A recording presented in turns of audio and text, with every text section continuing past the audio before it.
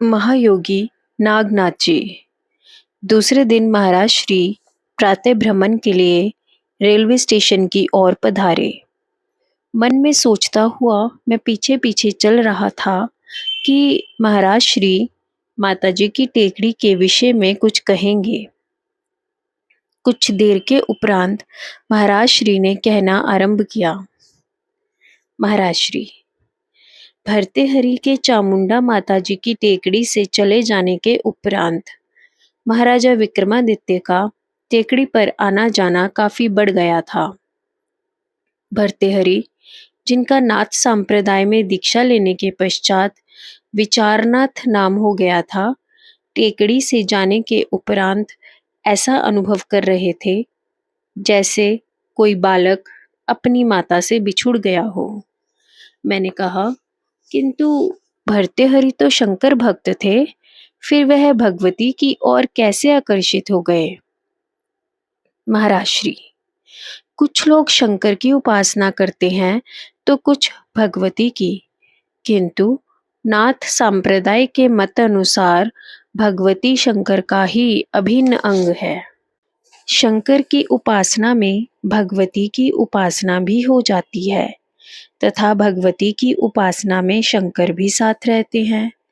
इसीलिए नाथों में शंकर तथा भगवती में कोई अंतर नहीं। महाराजा विक्रमादित्य पर भी नाथ संप्रदाय के इस सिद्धांत का प्रभाव स्पष्ट था। यद्यपि उज्जैन में महाकालेश्वर के रूप में ज्योति स्वरूप शंकर विराजमान थे तथा भगवती हर सिद्धि की शक्तिपीठ भी विद्यमान थी, किंतु महाराजा इस पहाड़ी पर भी चामुंडा दर्शनों के लिए प्राय आया करते थे। उनका कोई विशेष कार्य हो या कोई समस्या हो तो चामुंडा के दर्शनों से उनका समाधान हो जाता था। जीवन के हर पग पर तथा साधना के हर स्तर पर चामुंडा जी उनकी मार्गदर्शिका थीं। महाराजा का जीवन भगवती की क्रिया रूप ही था। भर्तृहरि के पहाड़ी पर निवास के समय से ही न केवल आसपास के गांव ही अपितु दूर दूर तक चामुंडा माताजी की टेकड़ी की गुफा में विराजमान होने की बात प्रसिद्ध होने लगी थी तथा लोग समूह के समूह दर्शनार्थ आने लगे थे। भर्तृहरि के जाने के पश्चात और भी तीव्र वेग से इस स्थान का यश फैलने लगा था।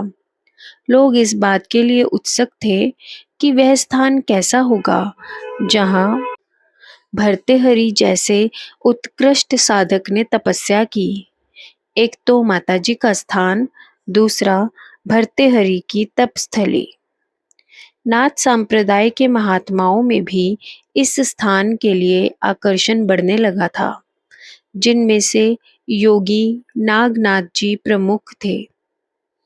उन्होंने अपनी शिष्य मंडली के साथ आकर इस स्थान को देखा तो मंत्रमुग्ध बने देखते ही रह गए।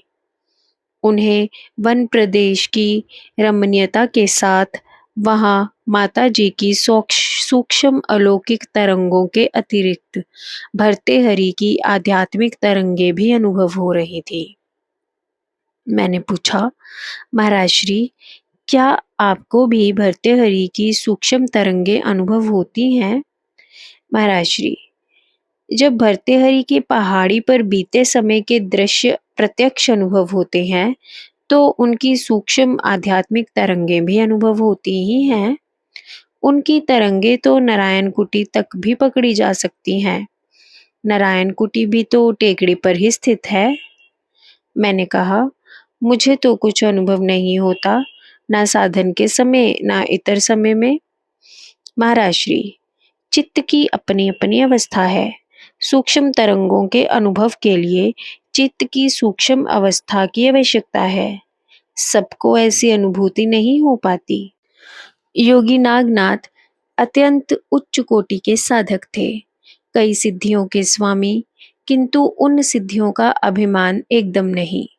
ऐसा कहा जाता है कि नागनाथ जी रात्रि को 2 बजे नित्य प्रति गंगा स्नान के लिए जाया करते थे। अतः उन्हें किसी ने कभी देखा तो नहीं स्नान करते हुए।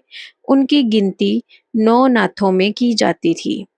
योगी नागनाथ का पूर्व नाम नागार्जुन कहा जाता है, जिनका जन्म एक नाग कन्या से एक वट वृक्ष के पास हुआ था।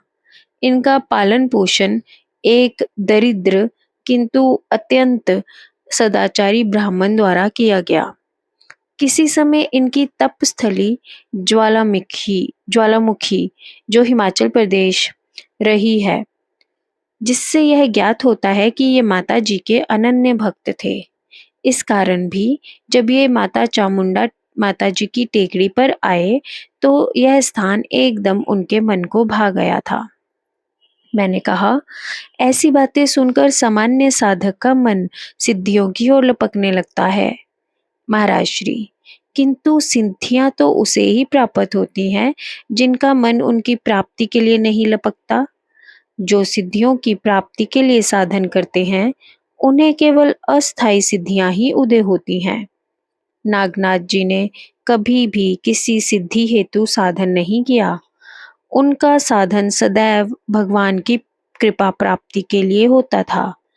सभी सिद्धियां उन्हें स्वभावतः अनायास ही प्राप्त हुई, इसीलिए उन्हें सिद्धियों का अभिमान भी नहीं था। मैंने कहा, सिद्धियों की प्राप्ति में स्वाभाविकता क्या, इसका क्या अर्थ है? महाराज श्री, देखो, प्रत्येक जीव में स्वाभाविकतः ही असंख्य सिद्धियां विद्यमान हैं।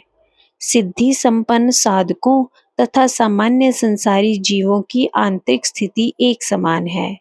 सिद्धियां कहीं बाहर से आकर साधक में प्रकट नहीं होती, अपितु साधक की आंतरिक स्वाभाविक स्थिति का प्रकटीकरण है। जब आंतरिक स्थिति के प्रकटीकरण के लिए प्रयत्न किया जाता है तो अस्वाभाविक प्रयत्न होता है। जब साधन आत्मस्थिति प्राप्ति निमित्त किया जाता है किंतु अनायास ही सिद्धियां प्रकट होने लगती हैं तो उसे स्वाभाविक प्रकटीकरण कहा जाता है। योगी नागनाथ ऐसे साधक थे जिन्होंने ना कभी सिद्धियों के लिए साधन किया तथा ना ही कभी उनका अनावश्यक प्रदर्शन किया। योगी नागनाथ ने जब माताजी की टेकड़ी के दर्शन किए, उसी समय उन्होंने अपना मन बना लिया कि कुछ समय यहाँ रहकर साधनरत रहा जाए। माता जी की गुफा के सामने वाला स्थान, जहाँ भर्तृहरि प्राय बैठा करते थे, अपनी कुटिया के लिए पसंद कर लिया। कुटिया क्या थी? पत्तों से ढकी हुई एक मड़ैया। उनके साथ आए शिष्यों ने भी अपने अपने लिए स्थान चुन लिया। किसी ने किसी गुफा में आसन जमा लिया, किसी ने किसी बड़े पत्थर की ओट का सहारा ले लिया, तो किसी ने छोटी सी मड़ैया छा ली। इस तरह यह साधन शिखर एक आश्रम का रूप ग्रहण कर गया। योगी नागनाथ ने सबसे पहला यह कार्य किया कि जाकर भर्तृहरि के दर्शन किए। भर्तृहरि उस समय बांग्लादेश के पहाड़ी क्षेत्र में रह रहे थे। संतों के परस्पर मिलन का दृश्य बड़ा अलौकिक होता है। दोनों महापुरुष मिलकर अतीव प्रसन्न हुए। योगी नागनाथ, उज्जैन के समीप चामुंडा माता जी की जिस पहाड़ी पर आप रहकर साधन में तल्लीन रहे हैं, वहां अब मैंने आसन जमा लिया है। सर्वप्रथम आपके आशीर्वाद हेतु उपस्थित हुआ हूँ। भर्तृहरि, आप स्वयं आशीर्वाद स्वरूप हैं। आपको आशीर्वाद की क्या आवश्यकता है? फिर भी यदि आपका भाव ऐसा है तो भगवती चामुंडा की आप पर कृपा वृष्टि हो। आप सदैव अध्यात्म के उच्च शिखर छूते रहें, मेरा आशीर्वाद है। जय गुरुदेव।